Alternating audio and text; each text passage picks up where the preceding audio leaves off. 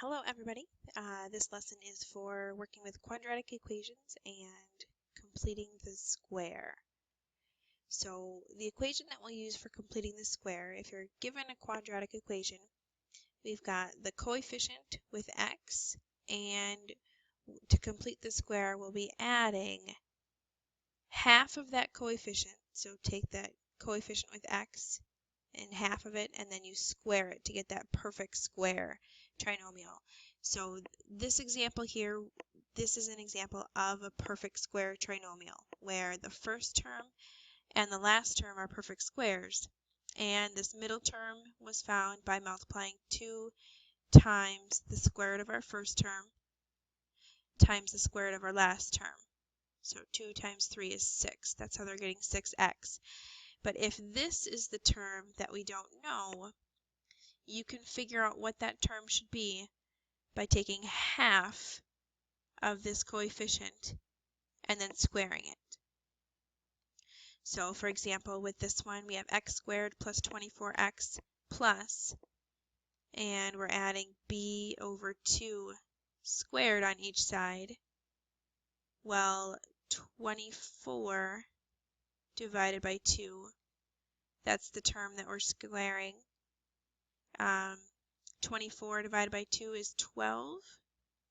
So we want to square 12, so that gets us to the trinomial x squared plus 24x plus and 12 squared, so plus 144. Looking at another example of this, we have to figure out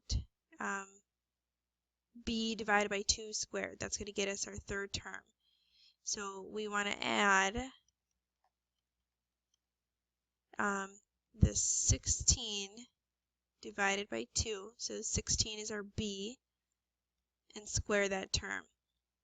So x squared minus 16x plus 16 divided by 2 is 8, so we're adding 8 squared to that side. So x squared minus 16x plus 64, so that missing term for that one was 64. So the key that you're adding onto that side is b divided by 2 squared, and b is that coefficient with x. If you're solving equations by completing the square, so we've got this equation here, and we have to find the value of b divided by 2 squared to add to both sides that's going to complete the square. So we're still looking at this number as being b. So on the left, we'd have our x squared plus 6x, but we want to add 6 divided by 2 squared on that side, and since it's an equation, we want to keep it balanced. On the other side, we would also add that b divided by 2 squared, so 6 divided by 2 squared. So x squared plus 6x plus 3 squared equals 16 plus 3 squared, and 3 squared we know is 9, so we've got x squared plus 6x plus 9 is equal to 16 plus 9. On the right, this equals 25, and we're trying to figure out what the perfect square binomial is with this. Since it's a perfect square trinomial, that would factor to x plus 3 squared. So this term is found by taking the square root of x squared. This term is found by taking the square root of 9, and it's a binomial squared, so we're multiplying this times itself. So the last step for solving this now is to take the square root of each side.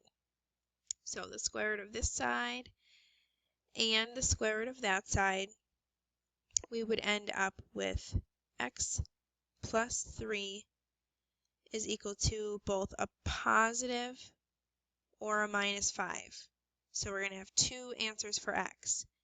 So to find those two answers, it could be x plus 3 equals our positive 5, and then subtracting 3, one possible value for x is 2.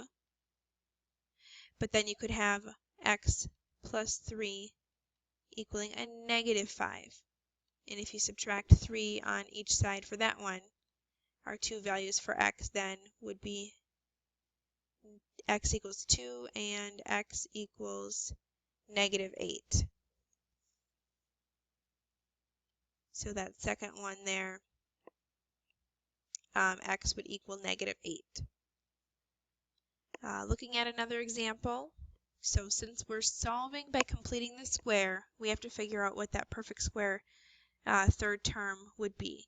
So again, we're adding b divided by 2 squared to each side.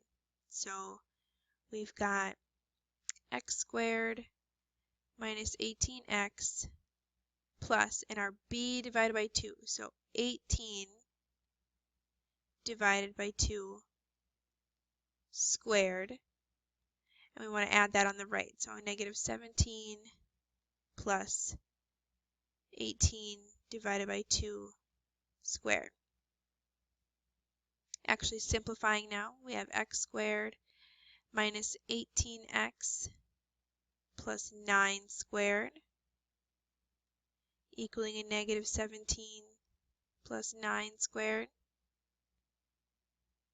And then that simplifies to x squared minus 18x plus 81, and then negative 17 plus 81. And then this perfect square trinomial then would factor the square root of x, so x square root of 81, and since this is subtraction, we would have minus 9 equaling, and this is squared, and this side equals a 64. So now we've got a perfect square here, a perfect square here. Next step is to take the square root of each side. So we're left with x minus 9 equals a positive or a negative 8. And those two values, again, we're having two values for x. So x minus 9 equals 8, and x minus 9 equals a negative 8. Solving those, if you add 9 to each side, this one would come out to x equaling 17. Adding 9 with this one, x would come out to equal 1.